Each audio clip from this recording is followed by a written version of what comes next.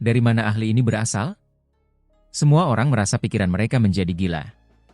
Ini baru permulaan, namun kedua ahli hebat itu terhenti. Orang harus mengerti bahwa semua orang datang dengan harapan besar, ingin melihat Gegu dan Sigu bertarung, namun mereka tidak pernah menyangka keduanya akan menderita kekalahan bahkan sebelum pertempuran dimulai.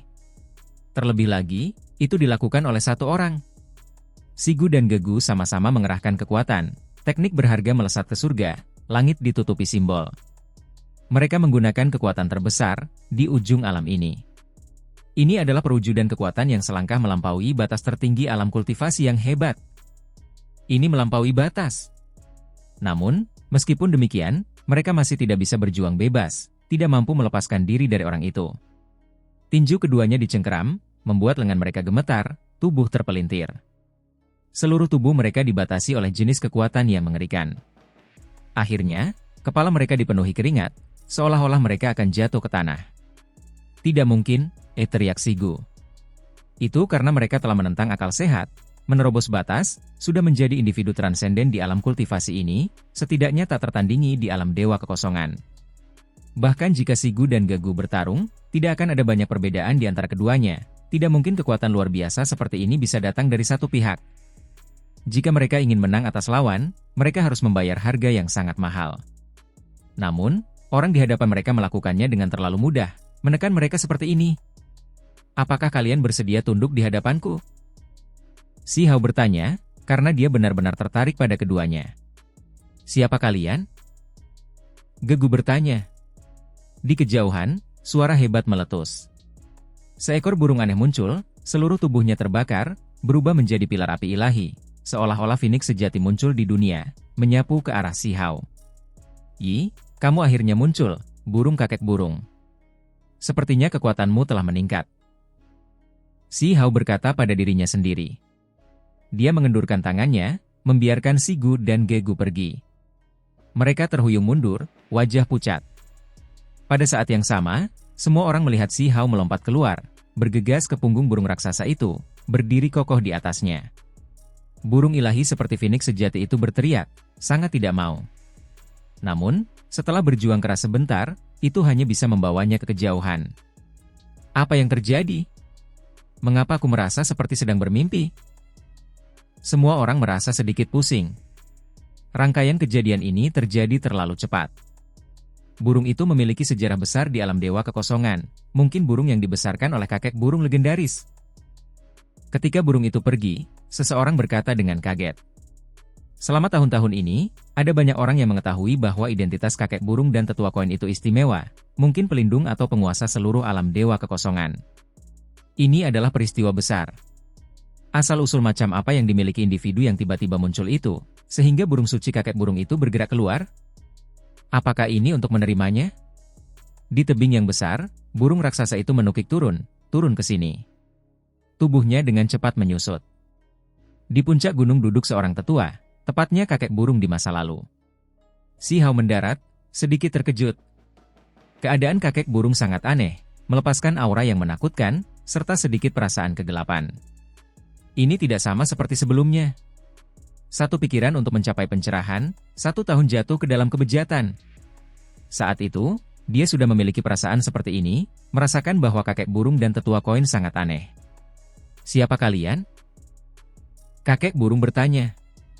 Aura kegelapan yang kuat menyebar. Sepertinya gejala kalian berdua menjadi semakin parah, sudah lupa siapa kalian. Si Hao mendesah. Dulu, mereka berdua sudah seperti ini, melupakan masa lalu mereka. Baru setelah mereka dibangunkan oleh si Hao, mereka tahu tentang masa lalu mereka. Sekarang, kondisi mereka sangat buruk, memperlihatkan sisi yang menakutkan, tidak lagi suci. Di mana tetua koin? Aku Huang, jawab si Hao. Dia sudah tahu bahwa roh primordial mereka berdua dipercayakan ke alam dewa kekosongan, tidak diketahui di mana tubuh asli mereka berada, tidak dapat kembali ke diri mereka yang sebenarnya, itulah sebabnya mereka kehilangan diri mereka sendiri. Yi, itu kamu benar-benar kembali. Mata kakek burung bersinar cemerlang, seolah-olah dia telah bangun. Aura kegelapan surut, kecemerlangan ilahi dan keberuntungan melonjak sekali lagi. Si Hao menghela napas lega. Untungnya, orang ini tidak melupakan teman-teman masa lalunya, akhirnya mengingat beberapa kejadian lama. Aku hampir melupakan diriku sendiri. Sekarang setelah aku terbangun lagi, aku benar-benar tidak tahu apakah aku harus merasa diberkati atau menyesal. Kata kakek burung. Aku turun dari alam yang lebih tinggi, hanya memiliki satu tujuan, yaitu untuk mendapatkan teknik yang berharga. Tentu, tidak masalah. Kakek burung sangat cerdas, temperamennya menjadi sangat berbeda dari sebelumnya, memberitahu Si Hao bahwa selama Penatua Koin kembali, mereka berdua dapat membuka segel, mengambil gulungan kuno teknik yang berharga untuk menghormati komitmen mereka. Di mana Penatua Koin? Tanya Si Hao. Tiba-tiba, sajadah yang diduduki kakek burung bergetar. Dia sepertinya merasakan sesuatu, matanya bersinar dengan cemerlang. Sekarang semuanya merepotkan. Kakek burung mendesah. Apa yang terjadi? Si Hao mengungkapkan ekspresi aneh. Kamu kemungkinan besar tidak akan bisa kembali. Seseorang telah memotong jalanmu untuk kembali, menutup jalan menuju alam yang lebih tinggi, menguncimu di alam ini. Kata kakek burung. Dia adalah seorang administrator, mampu melihat berbagai perubahan alam dewa kekosongan, bahkan mampu mengetahui apa yang terjadi pada lorong yang terhubung ke alam yang lebih tinggi. Di alam yang lebih tinggi, gerbang emas raksasa itu ditutup, disegel. Ini adalah hal yang sangat menakutkan. Roh primordial Si Hao tidak dapat kembali, selamanya terperangkap di alam yang lebih rendah. Ini berarti bahwa hubungan antara roh primordialnya dan tubuhnya hilang. Seiring berjalannya waktu, garis keturunan tubuh itu akan layu, pasti membusuk. Mereka benar-benar berani menyegelnya. Kata Si Hao dengan dingin. Dia juga telah meramalkan bahwa mungkin ada orang-orang yang sangat kejam, memotong jalan mundurnya. Namun, dia tidak menyangka itu akan terjadi begitu cepat. Apakah kamu tidak khawatir? Kamu mungkin berakhir seperti kami, daging dan roh primordial selamanya kehilangan koneksi. Kata kakek burung sambil mendesah. Bukankah kalian berdua mengatakan sebelumnya bahwa begitu seseorang cukup kuat, bahkan hukum alam pun dapat ditembus? Gerbang emas itu juga dapat ditembus dengan paksa. Kata Si Hao. Dia mengatakan ini karena dia memiliki kepercayaan diri, yang sudah lama ingin mengukur gerbang emas itu. Dasar orang gila kecil, mungkinkah kamu melakukan ini dengan sengaja, benar-benar ingin menerobos gerbang emas itu, membuat prestasi yang luar biasa? Kakek burung terkejut. Aku tidak sengaja meninggalkan mereka dengan harapan untuk berkomplot melawanku, hanya saja orang-orang ini terlalu kejam, sebenarnya ingin menyakitiku seperti ini. Sedangkan aku secara alami ingin menerobos dengan paksa. Kata Si Hao. Meskipun nadanya santai, dia tidak berani terlalu ceroboh, segera ingin bergegas kembali. Mengapa aku tidak mencoba menerobos gerbang alam dao kekosongan terlebih dahulu? Si Hao bahkan memiliki keberanian untuk tersenyum, menenangkan dirinya. Jangan. Kakek burung berhenti. Kemudian, dia membuka gerbang untuk Si Hao, membiarkannya masuk. Itu akan berbahaya, aku harap kamu bisa menerobos gerbang emas dengan lancar. Kakek burung berkata sambil mendesah. Langit runtuh dan bumi terbelah. Si Hao membangkitkan petir saat dia bergerak, mengikuti jalan batu menuju jalan surga. Huang dipaksa mati begitu saja, itu terlalu mudah. Membunuhnya tidak butuh banyak waktu, itu sangat mudah. Di luar gerbang emas besar Spirit Realm, ada beberapa makhluk yang berbicara lembut, berbicara dengan diri mereka sendiri. Mereka semua adalah individu yang kuat, diam-diam mengambil tindakan, menutup gerbang emas, memotong jalan kembali Si Hao. Selain itu, mereka meminta Dewa Hukum Alam untuk menyegel tempat ini. Hehe, itu hanya Huang, tidak lebih dari seorang anak muda. Pada akhirnya, dia terlalu kekanak-kanakan, meninggal begitu cepat. Nasibnya telah lama diputuskan. Tepat saat mereka tertawa dan mengobrol, suara keras terdengar. Seseorang menghancurkan gerbang emas raksasa. Pada saat yang sama, suara gemuruh terdengar, disertai dengan kilat. Dampak besar menghantam gerbang emas, mengguncang semua orang sampai bahkan jiwa mereka gemetar. Sangat kuat, reaksi Huang benar-benar cukup cepat, membantai jalan kembali, ingin menerobos dengan paksa. Tidak ada gunanya tidak peduli seberapa kuat dia, sudah terlambat. Gerbang emas besar ini berbeda, mereka diciptakan oleh hukum alam yang melindungi alam roh, tidak mungkin dia bisa menentang surga dan menerobos. Gerbang besar bergoyang, percikan terbang ke segala arah. Ada cahaya yang mengalir yang melonjak. Hari itu, disertai dengan suara logam yang bergetar, gerbang emas benar-benar terhantam hingga berubah bentuk, banyak bekas tinju muncul di permukaannya, bergelombang dan tidak rata. Setelah puluhan hingga lebih dari 100 serangan, semua orang di belakang gerbang emas menjadi khawatir. Ini terlalu aneh, sangat kuat. Segel gerbang emas mengendur, tidak mampu menekan tempat ini. Akhirnya, suara pelan terdengar. Retakan muncul di gerbang emas, membuat banyak orang sangat khawatir. Terlalu aneh, mengapa dia sekuat ini? Ini benar-benar melampaui batas ekstrim. Bahkan gerbang emas tidak bisa menahannya.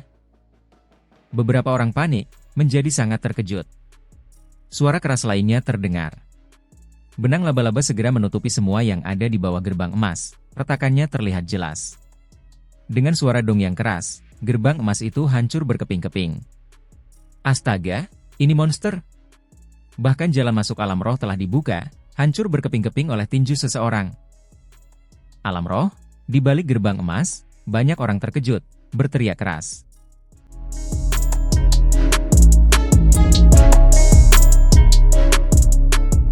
Di gerbang emas, ada terlalu banyak jejak tinju, bergelombang dan tidak rata, pemandangannya mengerikan. Terlebih lagi, pada akhirnya, sebuah tinju menghantam, dengan paksa menerobos gerbang raksasa itu, mengejutkan semua orang. Sekelompok orang menjadi takut. Meskipun mereka tahu Huang kuat, mereka tidak pernah membayangkan melihat pemandangan seperti ini. Mereka tidak bisa menahan diri untuk tidak menggigil. Dia terlalu aneh.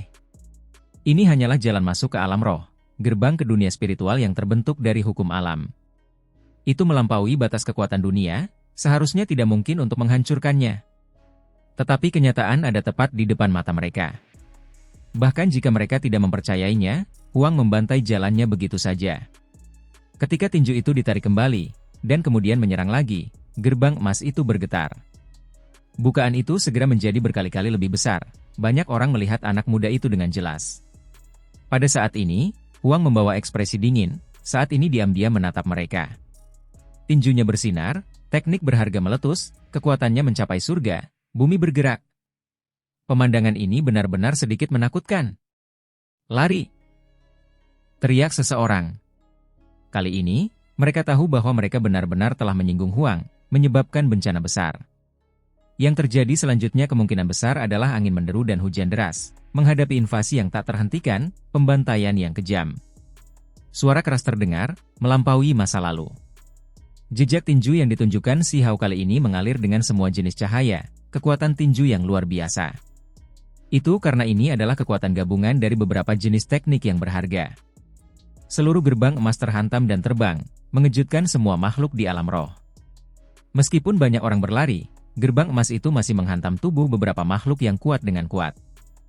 Itu karena terlalu ganas, terlalu cepat, tidak mungkin untuk dihindari. Puff! Sejumlah besar orang batuk darah, beberapa dari mereka berteriak. Tulang mereka patah dan otot patah, terluka parah. Semua ini terjadi terlalu cepat, perubahan mendadak yang tidak mungkin diramalkan. Mungkinkah ini disalahkan karena mereka ceroboh? Sama sekali tidak. Mereka awalnya percaya bahwa ini akan mengakibatkan kematian Huang yang tak terelakkan, tetapi pada akhirnya, mereka digagalkan begitu saja. Huang sangat kuat. Siapa yang bisa meramalkan bahwa dia bisa menerobos gerbang emas? Itu karena dari dulu hingga sekarang, tidak ada seorang pun yang benar-benar mampu menerobos masuk. Ini benar-benar menentang penalaran normal. Sekarang, Huang menggunakan tindakannya untuk membuktikan kepada semua orang bahwa dia tak tertandingi, bahwa dia melampaui batas, bahkan perjalanan alam roh tidak dapat menghentikannya. Mimpi buruk. Orang ini benar-benar mimpi buruk. Beberapa makhluk berteriak, dengan cepat melarikan diri.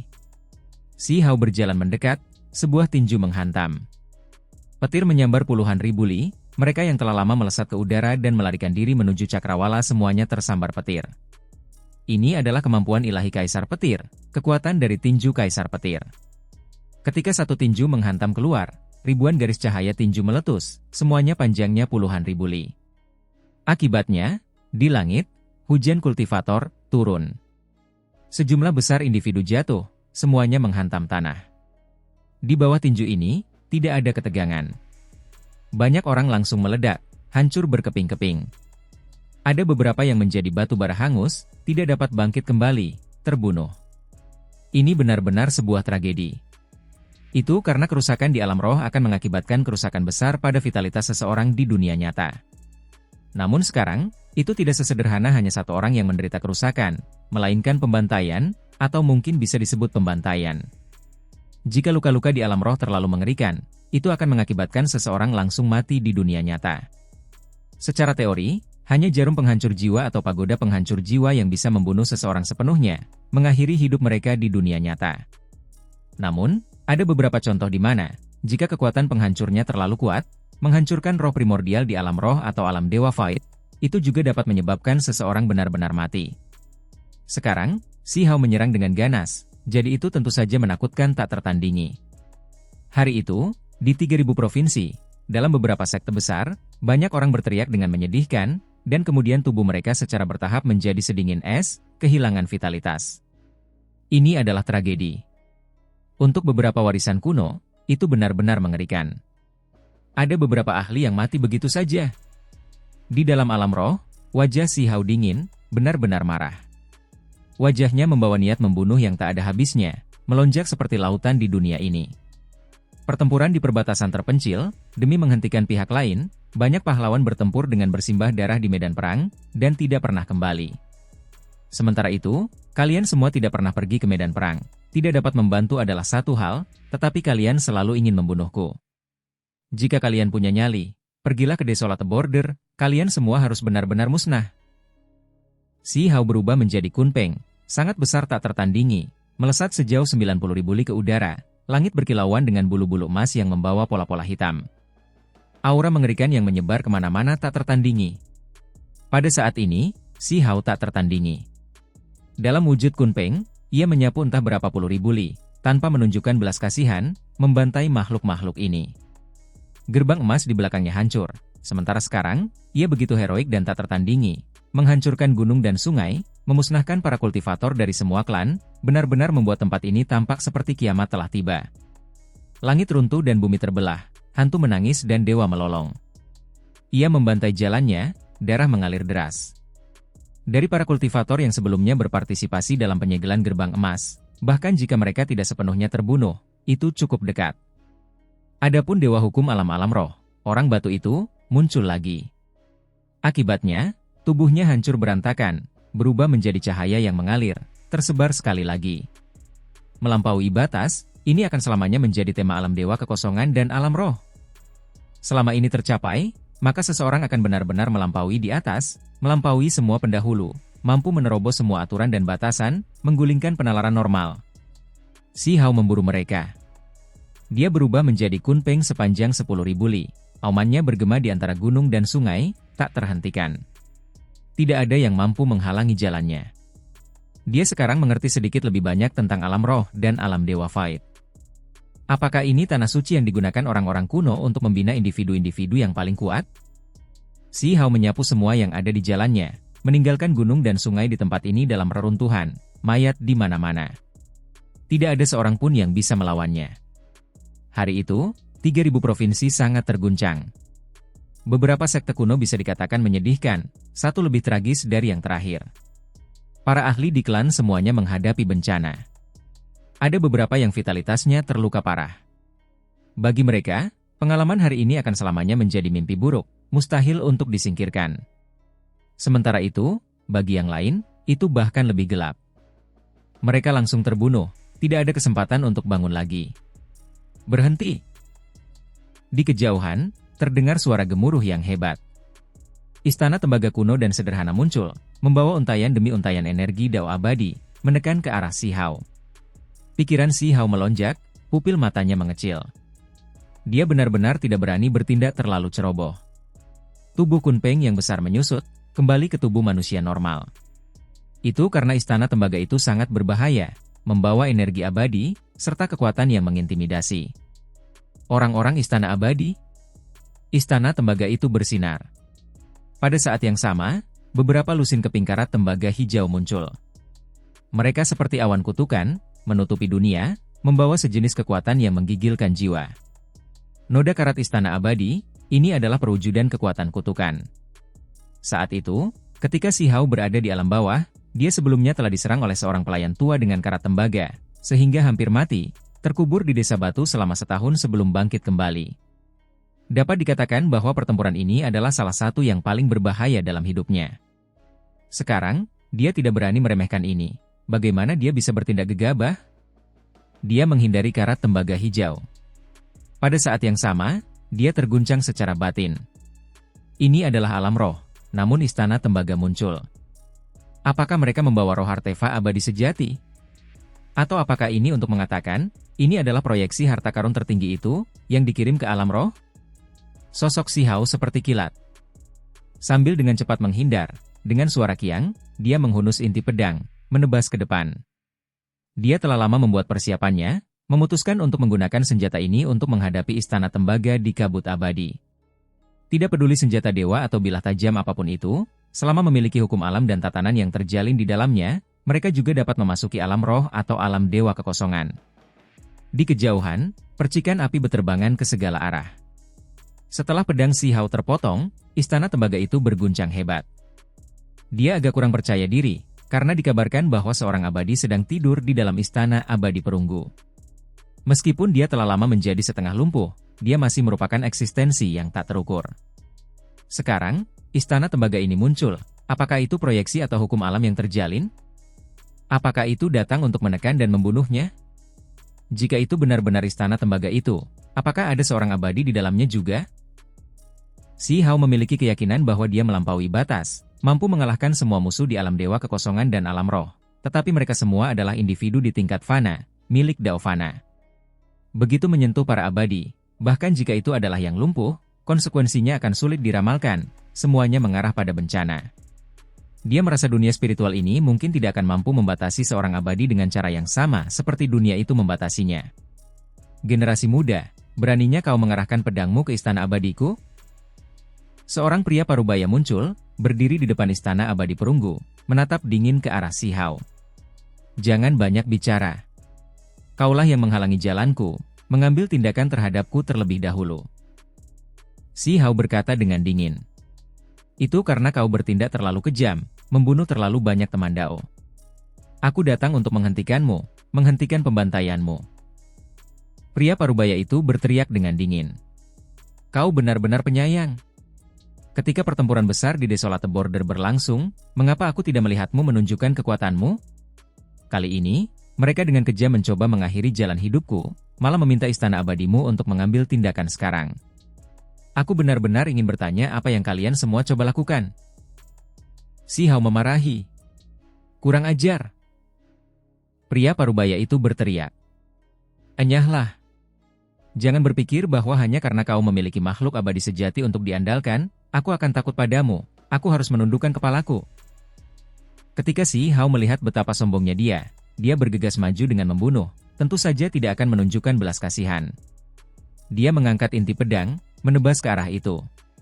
Puff! Setelah bentrokan singkat, setelah selusin serangan, pria parubaya istana abadi meledak dengan darah, terkena inti pedang. Seluruh tubuhnya terbang keluar, lengan kanan meninggalkan tubuhnya. Jadi bagaimana jika itu adalah istana abadi? Setelah mencabik-cabik semua wajah, Si Hao juga akan menebas mereka tanpa kecuali.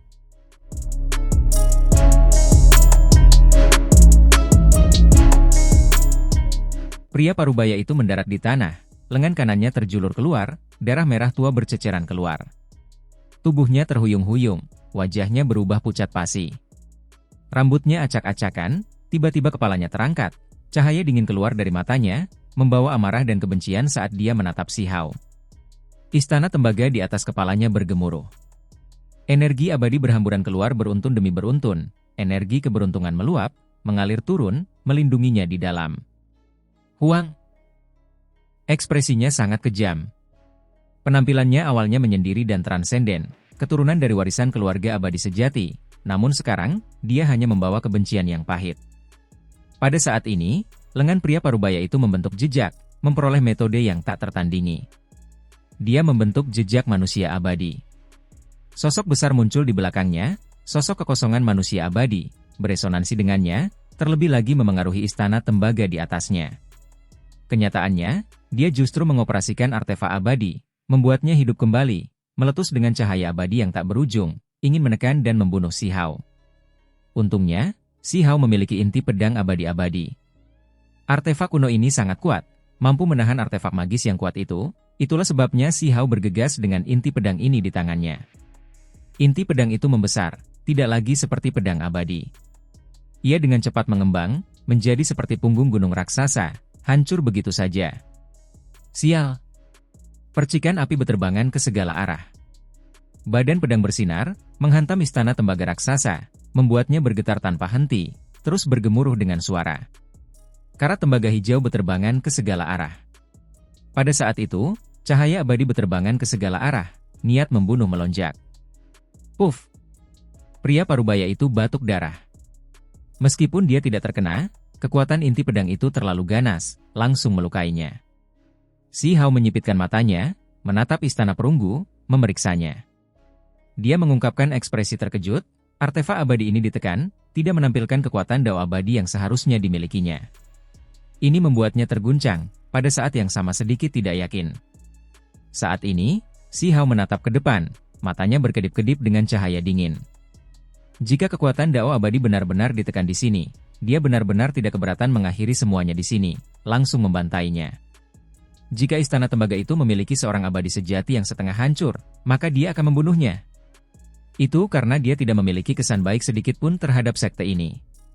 Selama pertempuran di Desolate Border, mereka tidak terlihat dimanapun, namun sekarang, mereka berani datang ke sini untuk menghentikannya. Di belakang Si Hao, sepasang sayap emas muncul, sayap Kunpeng. Jejak kolam petir muncul di antara alisnya, kemampuan ilahi petir Dao. Simbol reinkarnasi berkedip-kedip di sekitar area dadanya. Proyeksi pohon willow emas muncul di belakang punggungnya. Pada saat itu, Si Hao mengangkat dirinya ke kondisi terkuatnya, dan kemudian langsung membantai jalannya. Karena mereka sudah saling berhadapan, orang-orang ini menyerangnya, lalu apa yang perlu diragukan? Dia akan langsung membunuh mereka. Siapa peduli siapa orang ini? Siapa peduli apakah istana abadi kuat atau tidak? Ini adalah musuh saat ini, jadi dia akan membunuhnya. Setelah melepaskan semua potensi tubuhnya, Si Hao mencapai kondisi terkuatnya. Dengan inti pedang di tangan, dia menggerakkan sayapnya yang menakutkan, dikelilingi petir, disertai dengan jejak waktu, didukung oleh cabang-cabang willow emas, hendak menyerbu ke dalam istana tembaga. Beraninya kau? Pria parubaya itu ngeri. Apakah orang ini gila? Apa yang coba dia lakukan? Apapun yang ingin dilakukan musuh, dia tentu akan menentangnya. Keduanya beradu, sangat intens. Kenyataannya, target Si Hao terhadap istana abadi perunggu masih merupakan pengalihan, hal utama adalah menyingkirkannya terlebih dahulu dan kemudian fokus memeriksa istana tembaga, melihat apakah ada makhluk abadi yang tertidur di dalamnya. Jika ada, maka dia akan langsung membunuhnya. Jika kecurigaannya benar, maka ini adalah kesempatan yang sangat langka. Meskipun pria parubaya itu adalah ahli tingkat atas, ketika bertarung di level yang sama, dia sama sekali bukan tandingan Si Hao. Dia dihantam oleh tinju petir dan terlempar. Meskipun pria parubaya itu menyalakan pola metode rahasia dao abadi di istana abadi perunggu, dia tetap bukan tandingan. Jenis pembalasan seperti itu sama sekali tidak berguna. Ini terutama terjadi ketika dia kehilangan lengan kanannya, membuatnya berada dalam situasi yang bahkan lebih tidak berdaya. Bahkan jika dia menciptakan kembali lengan lain, itu tetap tidak akan cukup. Di bawah kepakan fragmen waktu, dia mulai menua. Serangan terakhir khususnya, sayap Kunpeng raksasa di belakang Si Hao menutupi semuanya, seperti dua bilah pedang raksasa, langsung memotongnya menjadi 4 bagian. Darah mengalir keluar. Pria parubaya istana abadi berteriak dengan menyedihkan, dalam kesakitan yang tak tertandingi, tidak mampu membela diri sama sekali. Bahkan istana tembaga yang dibawanya tidak cukup. Orang harus mengerti bahwa ini adalah artefak abadi, namun tidak dapat melakukan apapun pada Huang, dihentikan oleh inti pedang. Pada akhirnya, dia tidak cukup tahu, menjadi pesuruh, bidak catur yang menyelidiki. Puff! Pedang Si Hao turun. Pria parubaya itu berubah menjadi hujan cahaya, menghilang dari tempat ini. Meskipun dia hanya seorang antek dan bukan makhluk tertinggi sejati yang turun, dia tetaplah seseorang dari istana abadi. Hidupnya sangat berharga, memiliki tindakan perlindungan hidup. Dia menghilang dari alam roh. Adapun istana tembaga, dia sama sekali tidak bisa mengurusnya. Cahaya pedang mengguncang langit. Ini dilepaskan oleh pohon willow emas di belakang Si Hao. Cabang-cabang willow menjadi lurus sempurna satu demi satu, seperti pedang abadi, Semuanya mencoba menembus pintu masuk istana kuno yang ternoda karat tembaga hijau. Energi kacau menyebar. Istana tembaga berguncang, karat tembaga hijau berjatuhan sepotong demi sepotong. Itu melepaskan cahaya kabur, berkedip-kedip dengan kekuatan hukum Dao yang mengerikan. Si Hao terkejut dalam hati, dengan cepat mundur, terlebih lagi mengangkat inti pedang di tangannya untuk menghalangi di depannya. Tidak baik. Si Hao merasakan bahwa situasinya sangat tidak menguntungkan. Alam roh yang disebut itu sama sekali tidak dapat menahan kekuatan Dao abadi. Ada kekuatan mengerikan yang melonjak dari dalam istana tembaga. Ini melampaui batas yang dapat ditahannya. Apakah ini domain Dao abadi? Pada saat yang sama, istana tembaga itu cemerlang, karat tembaga hijau tampaknya telah lenyap sepenuhnya. Hanya hukum Dao abadi yang terjalin, menjadi domain yang tak tertandingi, yang akan menghancurkan segalanya. Pintu masuk ke istana tembaga tidak lagi kabur karena karat itu tersebar oleh energi kacau dan cahaya abadi. Orang bisa melihat nyala api membubung dari dalam istana. Itu tidak terlalu menyilaukan, tetapi tidak bisa diabaikan. Ada jenis fluktuasi mengerikan yang membuat orang mendesah. Di sekelilingnya, hukum alam Dao abadi muncul. Tatanan alam yang paling kuat seperti rantai, kusut dan melilit, membuat tempat itu tampak semakin ilahi dan menakutkan, membuat orang menggigil ketakutan. Anak muda, kamu terlalu sombong. Menurutmu tempat seperti apa istana abadi itu? Kamu bahkan berani menyerang harta karun ini? Suara yang mengesankan terdengar, membawa perubahan besar, serta gelombang dingin, terlebih lagi gelombang niat membunuh. Si Hao merasa ngeri. Ini adalah kekuatan Dao abadi, pastinya yang asli. Apakah itu roh artefak istana tembaga? Atau apakah itu tubuh abadi sejati yang hancur? Sulit baginya untuk mengatakannya. Siapa kamu? Tanya si Hao. Yang abadi sejati masih hidup di dunia ini. Suara itu sangat dingin, dan juga sangat kejam, dengan tenang mengatakan ini. Si Hao menghela nafas. Segalanya sekarang merepotkan, bagaimana dia bisa menahan pihak lain? Seorang abadi sejati benar-benar tidur di dalam istana tembaga ini? Yang terpenting adalah bahwa kekuatan seorang abadi sejati jauh melampaui peraturan alam roh, tidak mungkin untuk membatasinya. Tidak ada cara baginya untuk melawan keberadaan ini. Dia mulai berpikir sendiri. Dia memiliki beberapa kartu truf lagi untuk diandalkan, tetapi semuanya mungkin tidak berguna melawan seorang abadi sejati. Apakah benda itu akan berfungsi? Dia teringat sebuah benda, tetapi dia langsung merasa sentimental. Meng Tianzeng tidak menggunakannya bahkan ketika dia terbunuh dalam pertempuran. Saat itu, ketika dia menyerahkannya kepada Si Hao, dia berkata bahwa dia tidak dapat menyentuhnya kecuali dia akan mati. Kamu seorang abadi sejati. Di mana tubuhmu? Mungkin kamu sudah mati sejak lama. Si Hao menenangkan dirinya sendiri. Dia melihat ke depan, menatap api di istana tembaga, berbicara seperti ini.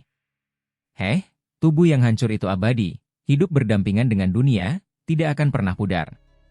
Sayangnya, jika aku ingin mencapai puncakku, itu terlalu sulit. Di dalam istana tembaga, nyala api itu mengeluarkan suara. Aku hanyalah jejak yang dipisahkan untuk menemani nyala api ilahi ini. Namun, itu sudah cukup untuk membakarmu menjadi abu. Apa yang dia katakan adalah kebenaran. Bahkan jejak saja sudah cukup untuk membunuh semua musuh di bawah Dao abadi. Itu adalah tingkat kekuatan yang berbeda. Pemisahan antara Dao manusia dan Dao abadi seperti perbedaan antara langit dan bumi. Si Hao mengeluarkan desahan ringan. Bahkan Meng Tianzeng tidak menggunakannya. Apakah dia harus menggunakannya sendiri sekarang? Jika dia tidak menggunakannya, dia pasti akan mati. Tahukah kamu? Membunuh serangga sepertimu sama sekali tidak membuatku merasa puas, hanya jijik. Di dalam istana tembaga, suara ini terdengar dari dalam nyala api itu. Menurut pendapat abadi yang hancur ini, membunuh makhluk domain Daovana adalah jenis degradasi, bahkan lebih merosot lagi. Keberadaan setingkatnya benar-benar harus mengambil tindakan. Di matanya, tidak peduli seberapa besar potensi anak muda ini, dia masih bisa dianggap semut saat ini. Dia masih belum berubah, tidak pernah terbang ke langit, bergegas ke surga. Kamu benar-benar sombong. Si Hao merasakan kemarahan di dalam, dan kemudian bertanya, aku tidak mengerti. Kami berdua tidak memiliki dendam, mengapa kamu ingin membunuhku? Kamu adalah keturunan darah orang berdosa, bahkan memperoleh warisan Kunpeng, bakatmu tidak buruk, bertentangan dengan garis keturunanku. Daripada memiliki konflik denganmu di masa depan, lebih baik menebasmu sekarang. Suara tenang terdengar dari api di Istana Tembaga. Jika dia ingin membunuh Si Hao, itu benar-benar sesederhana ini. Kau tidak pernah menunjukkan dirimu selama pertempuran di Desolate Border, namun sekarang kau mengambil tindakan terhadapku, apakah kau masih punya muka untuk menyebut dirimu sebagai makhluk abadi? Si Hao mengejek. Hanya seekor semut, bahkan jika kau berteriak dan menunjukkan taringmu padaku, apa gunanya? Sebuah suara kejam terdengar dari cahaya yang menyala-nyala itu. Saat ini, Si Hao sudah memiliki api kemarahan yang menyala di dalam dirinya. Dia tidak menggunakan benda yang ditinggalkan oleh Tetua Agung Meng Tianzeng, selalu berkomunikasi dengan sejenis zat di dalam tubuhnya, memanggilnya. Baiklah, kau bisa pergi. Kau telah mengganggu tidurku. Meskipun membunuhmu akan mengotori tanganku, itu juga dapat dianggap sebagai pencegahan potensi bencana di masa depan. Suara dingin ini terdengar dari dalam Istana Tembaga. Tepat pada saat ini, api itu melemparkan dirinya sendiri, sangat cepat, mustahil untuk dihindari, membawa kekuatan Dao abadi. Si Hao berdiri di tempat tanpa bergerak, tetap sangat tenang. Namun, api keluar dari dalam dirinya, hanya seukuran kepalan tangan, sangat cemerlang dan menyilaukan. Dia juga memiliki api di dalam dirinya yang telah menemaninya selama bertahun-tahun. Itu selalu mengukir semua jenis jejak Dao besar, tetapi tidak pernah menunjukkan kekuatannya. Hanya hari ini, tepat pada saat ini, itu bergerak, membakar dengan sangat ganas, melampaui masa lalu. Itu segera melahap keinginan abadi sejati dan cahaya yang berapi-api. Tidak, Jejak itu menjerit, sangat takut, meraung, berjuang keras. Cahaya berapi-api segera meluap ke surga di sini. Namun, tidak ada satupun. Yang aneh yang bisa mencapai Si Hao, semuanya terhenti oleh api yang keluar dari dalam tubuhnya, apalagi melahap. Abadi yang hancur, semut. Si Hao tidak bergerak, berbicara seperti ini, diam-diam memperhatikan semuanya.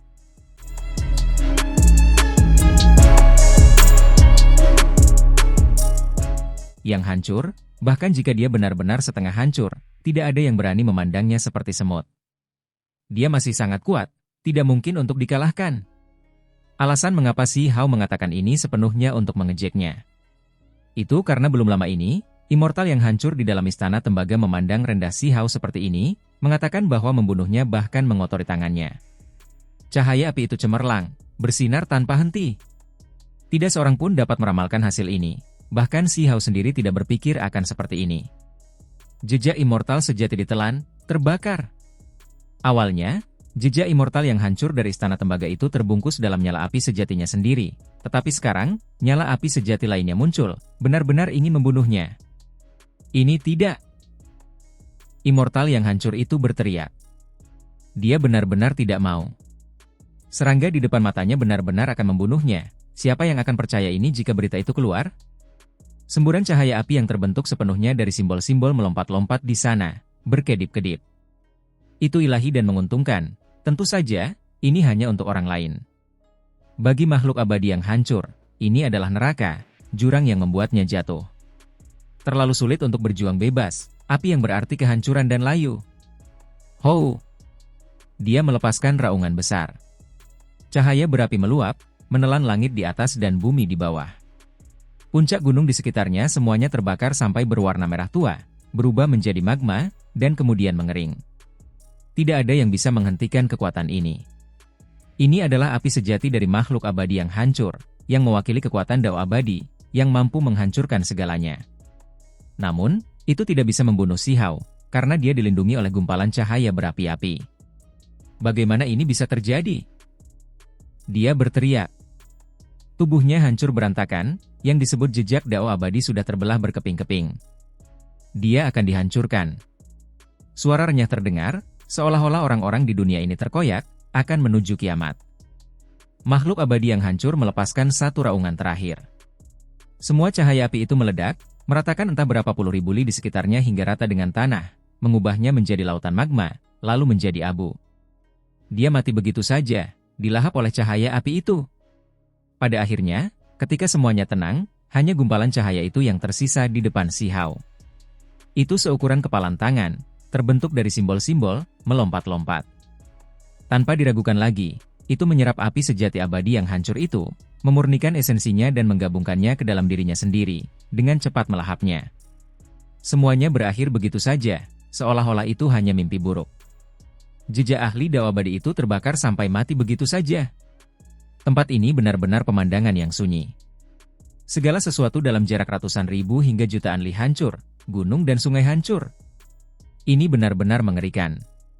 Satu serangan, hanya satu nyala api menciptakan pemandangan hari penghakiman. Istana tembaga itu melesat ke langit, ingin pergi, berubah menjadi hujan cahaya. Ia ingin melarikan diri. Si Hao menatap kosong, dan kemudian ekspresinya berubah.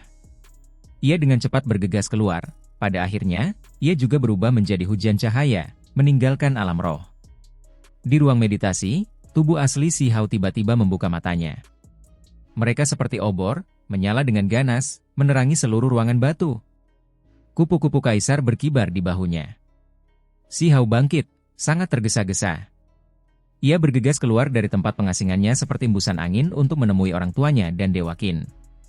Ia akan membawa keluarganya pergi dan segera meninggalkan tempat ini. Itu karena ia telah membunuh seorang abadi. Ini benar-benar masalah besar. Badai pasti akan terjadi sebagai hasilnya, konsekuensinya tidak mungkin diprediksi. Jika dia benar-benar membunuhnya, maka itu lain ceritanya, tetapi dia hanya menghancurkan jejak keabadian yang hancur, bukan tubuh aslinya. Ini kemungkinan akan mendatangkan bencana besar. Dalam situasi seperti itu, dia tidak punya pilihan selain membunuh, dia tidak punya pilihan. Apa? Kamu membunuh seorang keabadian? Bahkan Si Ziling dan Qin Yining telah lama memandang putra sulung mereka dengan tinggi, menganggapnya sebagai seorang jenius yang mengubah surga dari masa lalu hingga sekarang. Mereka tidak pernah menyangka akan mendengar berita yang menggemparkan dunia ini.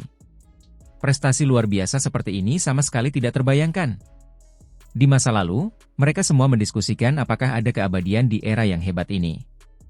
Semua pihak percaya bahwa tidak seorang pun dapat mengambil langkah itu, namun pada akhirnya, putra sulung mereka secara langsung membunuh seorang keabadian sejati. Aku tidak benar-benar membunuhnya, hanya menghancurkan beberapa jejak. Namun, itulah tepatnya mengapa ini adalah bencana besar. Kita harus segera pergi, kata Si Hao. Ketika Dewa Qin yang bergegas datang dan mengetahui situasinya, dia benar-benar tercengang. Bocah ini benar-benar tahu cara menimbulkan masalah. Dia bahkan berani menyentuh level eksistensi itu dari Istana Abadi. Hal-hal tidak selalu seburuk itu, tidak perlu benar-benar takut padanya. Immortal Qin berkata setelah berpikir sejenak. Hah? Si Hao terkejut. Berdasarkan pemahamanku, eksistensi yang tertidur di Istana Abadi hanyalah makhluk abadi yang hancur, kata Immortal Qin. Melalui dia, Si Hao lebih mengerti. Selama pertempuran saat itu, eksistensi Istana Abadi benar-benar hancur berkeping-keping, hanya sebagian kecil tubuhnya yang tersisa. Roh primordial juga hancur berkeping-keping, tidak lengkap sama sekali, sangat rusak. Bukan karena dia tidak ingin segera pulih, tetapi karena hukum alam musuh menggerogoti tubuh dan jiwa magisnya, mustahil untuk dibasmi.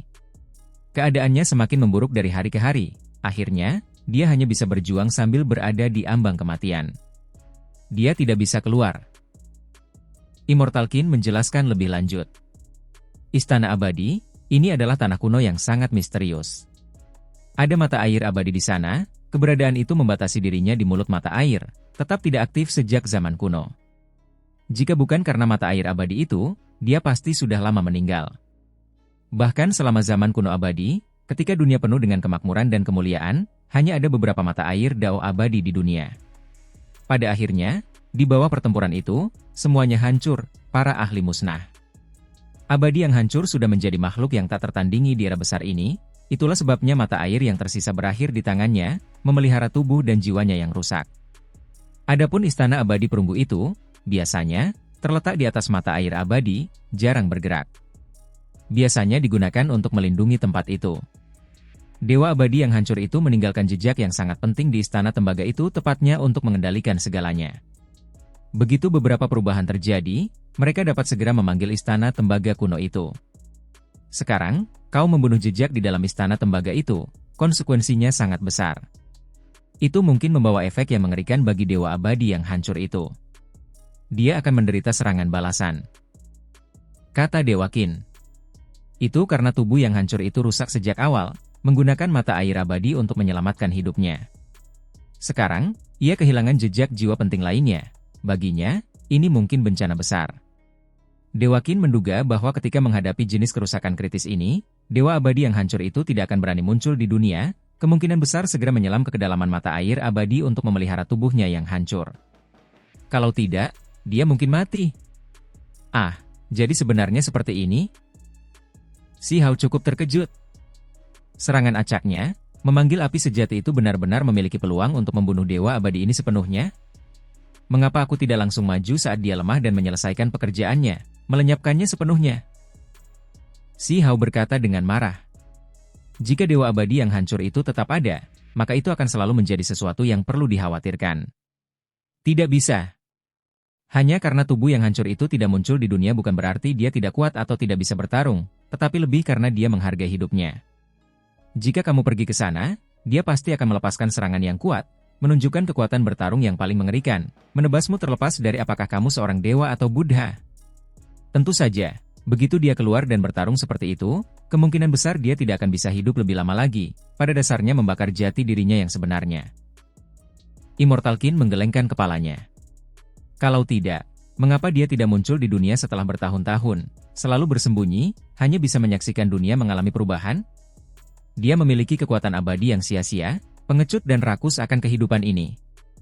Jika aku jadi dia, aku pasti akan menyeret tubuhku yang hancur ke perbatasan desolate untuk melakukan pertempuran terakhir, mati dengan mulia. Kata si Hao. Setelah mengetahui tentang abadi yang hancur itu, ketika dia mengingat kembali Meng Tianzeng, membandingkan keduanya, itu membuat si Hao membenci yang pertama, penuh penghinaan terhadapnya. Bagaimanapun juga, itu adalah abadi yang hancur, metodenya mencapai surga. Bahkan jika dia tidak bisa meninggalkan mata air abadi, dia masih memiliki banyak metode lain. Qin Yining khawatir, ingin segera membawa putra sulungnya bersamanya kembali ke alam bawah. Hanya saja, meskipun ada beberapa petunjuk penting tentang cara menuju ke alam bawah, petunjuk itu belum sepenuhnya dikonfirmasi. Tidak apa-apa. Selama abadi yang hancur itu tidak dapat benar-benar muncul ke dunia, gunung abadiku dapat menggunakan metode lain. Kata Qin Abadi. Kepercayaan diri semacam ini membuat si Hao cukup terkejut, apalagi si Ziling dan yang lainnya. Dengan adanya gunung 5 fase di sini, yang lain tidak akan berani bertindak gegabah, kata Dewa Qin. Itu karena gunung 5 fase adalah benda suci, harta karun tertinggi yang sejati. Sayang sekali, benda itu telah mengalami kerusakan, apalagi disegel dengan segel misterius. Kalau tidak, benda itu akan menjadi lebih kuat. Kata Dewa Qin. Alasan mengapa Dewa Qin bisa mendapatkan gunung 5 fase sepenuhnya karena tulang abadi itu. Sebelumnya, tulang itu memungkinkannya untuk mendapatkan semua jenis keberuntungan alami. Di antara semuanya, gunung 5 fase ini adalah yang paling misterius, sekaligus paling menakutkan. Dewa Qin tidak akan pernah melupakan pemandangan saat pertama kali bertemu dengan gunung 5 fase. Tahun itu, dadanya terbakar, tulang abadi itu bersinar, melepaskan semua jenis simbol dari dalam dirinya, membentuk api abadi, mengarahkannya ke arah tertentu.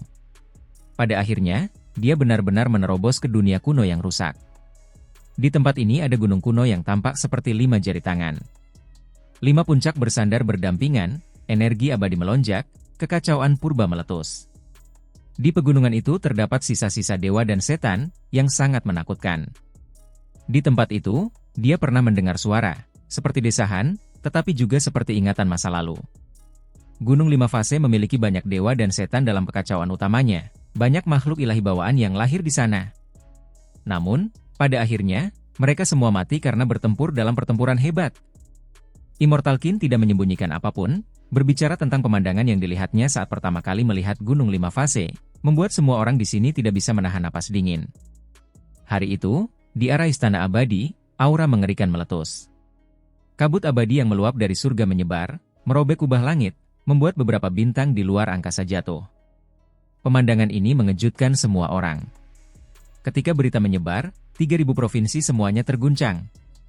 Selain itu, setelah aura Dao abadi yang mengerikan meletus, wilayah itu tiba-tiba menjadi sunyi senyap. Benar, itu adalah keheningan yang mematikan setelah letusan yang kuat. Itu seperti nyala lilin, tiba-tiba menjadi lebih terang ditiup angin, dan kemudian langsung padam. Minyak di dalam lampu telah padam, cahaya terakhir dari matahari terbenam. Seseorang segera membuat spekulasi yang mengejutkan ini, Percaya bahwa makhluk abadi yang hancur yang mungkin ada di istana abadi telah tamat, kemungkinan sudah tertidur selamanya. Ini jelas merupakan peristiwa besar. Surga, saya sebelumnya mendengar bahwa para ahli dari semua pihak pergi untuk menjaga agar makhluk abadi tetap terkendali, bahkan istana abadi pun pindah. Mungkinkah karena ini, sesuatu yang tak terduga terjadi, sesuatu yang menyebabkan jatuhnya sang abadi yang hancur? Berita yang menggemparkan itu mengejutkan 3.000 provinsi. Ini memicu gempa bumi yang besar, para ahli dari semua pihak terdiam. Segera setelah itu, seseorang pergi untuk memastikan ini, mengikuti jalan kuno menuju wilayah tempat istana abadi berada, ingin melihat apa yang sebenarnya terjadi. Tidak banyak orang di dunia ini yang tahu bahwa istana abadi ada di sini, tetapi masih ada beberapa yang mengetahuinya. Istana abadi telah menyegel gunung mereka. Istana abadi perunggu itu menekan seluruh wilayah itu. Itu tidak dapat didekati. Ketika berita ini terdengar, itu memicu keributan besar. Semua orang yakin bahwa sesuatu yang aneh terjadi di istana abadi. Menantang surga, Huang mungkin telah membunuh seorang abadi. Hari itu, banyak orang berteriak. Kekuatan dari semua pihak yang berbeda, wajah banyak ahli hebat pucat pasi, semuanya sangat khawatir. Itu karena belum lama ini, banyak kekuatan besar pergi untuk menghentikan Si Hao, ingin memotong jalan kembalinya di alam roh. Kemudian, mereka malah menderita korban yang parah. Namun, pada saat itu, mereka tidak khawatir, karena ada istana abadi yang melindungi mereka, yang pasti mampu membunuh Si Hao, dan mengakhiri hidupnya pada akhirnya. Namun sekarang, sepertinya itu hanya angan-angan. Huang hidup, apalagi mungkin telah membunuh seorang abadi. Hari itu, banyak sekte besar membawa hadiah berharga, berkunjung ke Gunung Abadi, memasuki keluarga Qin. Banyak warisan benar-benar datang ke sini untuk meminta maaf. Itu karena ada beberapa orang yang percaya bahwa meskipun Huang tidak ada di sini, dia pasti memiliki semacam hubungan dengan tempat ini.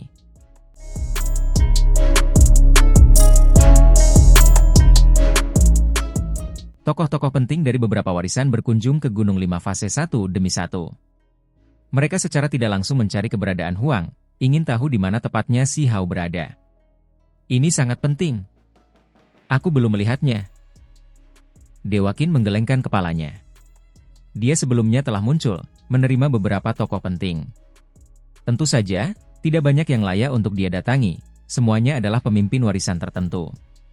Selama beberapa hari, pengunjung terus-menerus muncul di Gunung Abadi, membawa hadiah-hadiah berharga untuk mengungkapkan niat baik. Itu karena pertempuran alam roh benar-benar membuat banyak warisan takut.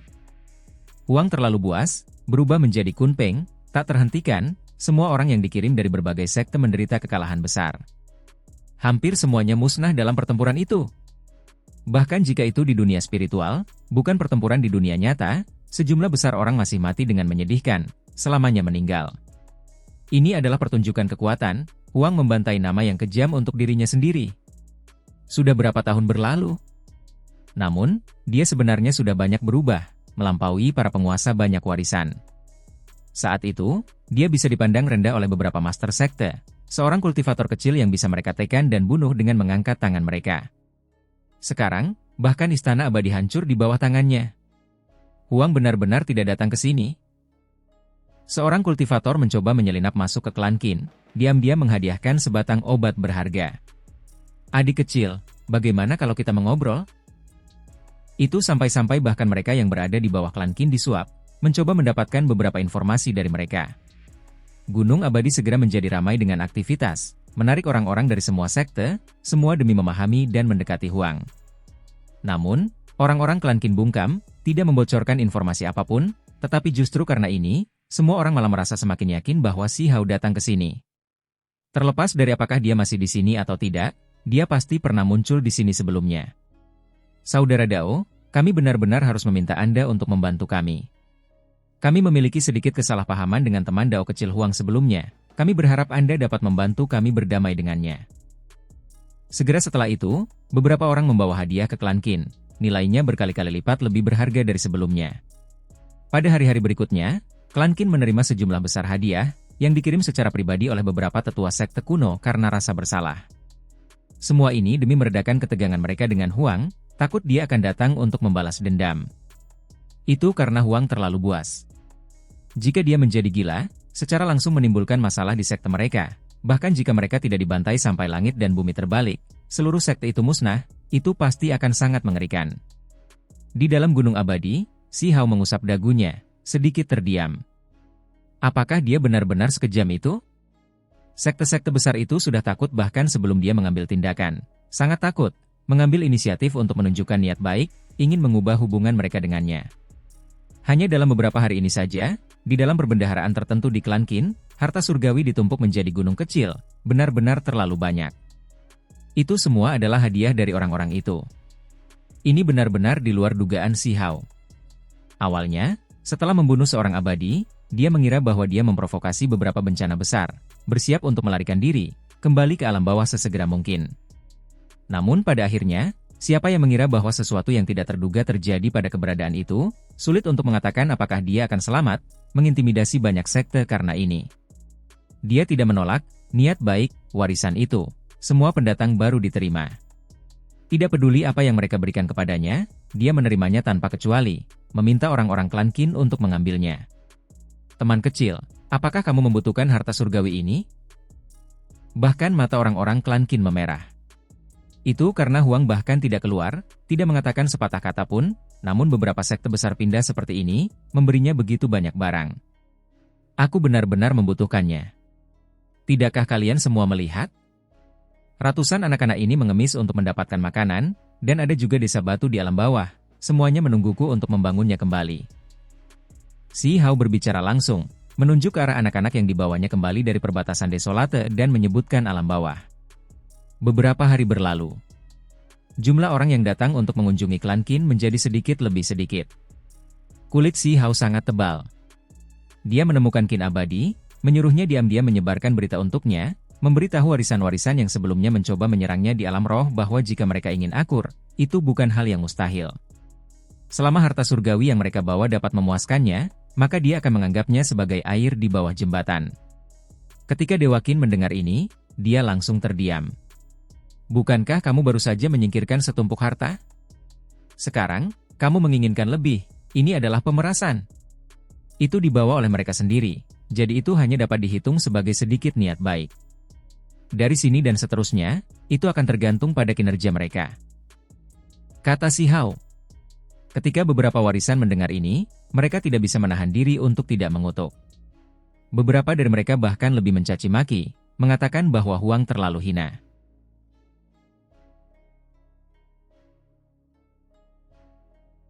Namun, ada beberapa yang berkompromi, meminta orang-orang bertanya kepada klan Qin apa sebenarnya yang diinginkan Huang, apa yang dia butuhkan. Si Hao membuka mulutnya seperti singa, secara langsung menyatakan bahwa dia menginginkan harta karun klan yang terkenal. Dia tidak menginginkan semuanya, tetapi dia harus memiliki yang unik. Misalnya, obat-obatan spiritual yang ditanam dengan sangat baik oleh beberapa sekte kuno, mereka harus memberinya beberapa obat lagi. Ada beberapa warisan yang bagus untuk melebur senjata, jadi mereka harus meneruskan teks rahasia penyempurnaan senjata. Ini seperti Tao Tie yang membuka mulutnya, akan menelan semua sekte ini. Banyak orang tidak bisa menerimanya, tetapi masih ada beberapa yang khawatir, pada akhirnya memberinya beberapa hadiah besar yang istimewa. Huang, bocah ini tidak tahu ketinggian dan kedalaman langit dan bumi. Dia lolos dari kematian karena kebetulan di alam roh, namun dia benar-benar menganggap dirinya sebagai makhluk tertinggi. Kamu bertindak terlalu jauh. Hanya seorang bocah nakal yang masih basah di belakang telinga, namun Anda berani bertindak begitu kurang ajar, menggertak sekte besar kita? Ada beberapa yang tidak menundukkan kepala mereka, diam-diam menyampaikan niat mereka, ingin mengikat beberapa orang, menemukan cara untuk menyingkirkan Huang. Si Hao melanjutkan perjalanannya, secara pribadi menuju ke suatu wilayah. Itu karena ada beberapa klan yang sangat kuno yang tinggal di sana, keluarga tersembunyi. Dikabarkan bahwa mereka mungkin tahu jalan menuju alam bawah. Selama hari-hari ini, Si Ziling, Qin Yining dan yang lainnya menggunakan kekuatan gunung abadi untuk menyelidiki banyak hal, memastikan bahwa itu seharusnya berada di wilayah itu. Klan-klan itu mungkin memiliki orang-orang yang tahu tentang ini. Klan Qin sudah berkomunikasi dengan tempat itu selama berhari-hari, tetapi tidak ada hasil. Orang-orang itu tetap bungkam, tidak mengungkapkan apapun. Jadi, Si Hao memutuskan dia akan pergi sendiri, sampai ke dasar ini. Begitu dia menemukan jalan kuno, dia akan segera membawa keluarganya ke alam bawah. Saat kita menegur langit dan bumi dengan kekuatan kita, Leluhur Huang si bocah nakal itu masih minum susu, namun hari ini, dia benar-benar berani bertindak kurang ajar seperti ini. Si Hao sudah mendengar beberapa kata-kata ini. Dia tidak bisa menahan diri untuk tidak mencibir. Tidak ada dinding yang tidak bocor angin, karena ini awalnya adalah kutukan, namun pada akhirnya, itu diungkapkan oleh orang lain, memberitahu klan Qin. Sementara itu, ini membuat mereka yang memusuhi Si Hao tidak bersatu, bahkan mungkin berselisih. Ada beberapa warisan yang membocorkan informasi, dengan sengaja ingin menyakiti sekte kuno lainnya. Si Hao terus maju. Ketika dia melewati suatu wilayah, dia kebetulan melihat ada warisan bernama Scarlet Light yang memusuhi dia. Warisan ini bergantung pada Underworld Earth. Pemimpin sektenya sebelumnya memarahi dia karena masih awam, mengatakan bahwa dia sedang mencari kematian. Hong. Hari itu, sekte kuno ini yang tidak terlalu besar, tetapi masih cukup kuat, gerbang mereka langsung diretas oleh inti pedang Si Hao. Kemudian, dia melepaskan tubuh Kun Peng, menghancurkan segalanya. Dia tidak dengan sengaja membantai orang yang tidak bersalah, tetapi para pemimpin sekte itu tetap dipenggal kepalanya. Tubuh burung dewa mereka dipanggang di depan umum, menjadi daging emas dan dimakan. Kemudian, dia merebut semua istana mereka tanpa syarat, menjarah bersih perbendaharaan mereka. Ini seperti guntur, menghantam ratusan provinsi, bergema di seluruh 3.000 provinsi. Raja Iblis. Begitulah penilaian banyak orang kepadanya. Huang terlalu biadab, langsung meratakan warisan, bahkan memanggang dan memakan burung-burung dewa itu. Itu benar-benar membuat banyak orang takut. 3.000 provinsi langsung riuh dengan kegaduhan, banyak orang berdiskusi satu sama lain.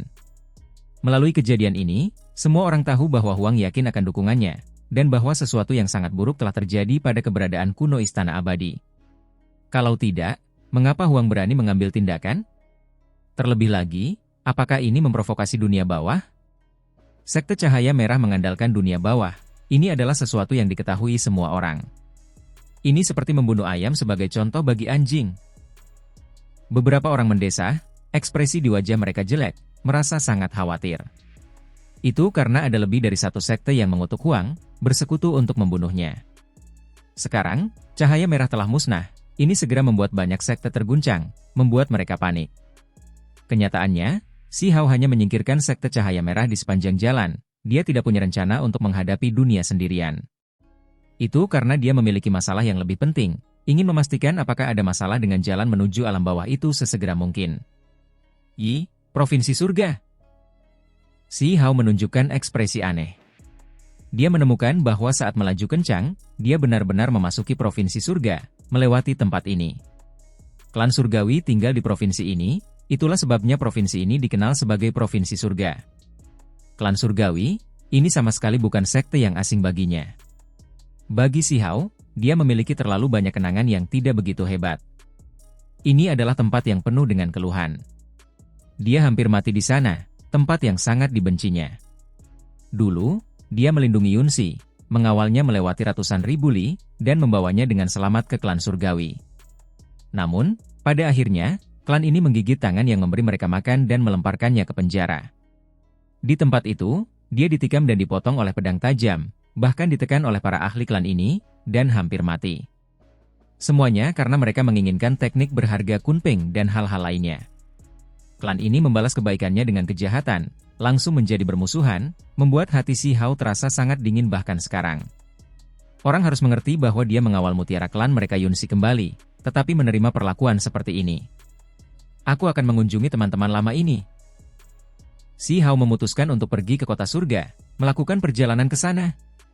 Dia mengenakan pakaian berharga yang berkibar-kibar, cahaya petir melingkari tubuhnya, angin kencang bertiup kencang. Dia langsung melintasi ratusan ribu li, dengan cepat menuju ke kejauhan. Kota surga, ini adalah kota raksasa yang melayang di langit, serta tanah leluhur klan surgawi, kota kuno warisan terpenting mereka. Sebelum dia mendekat, Si Hao memikirkan beberapa orang.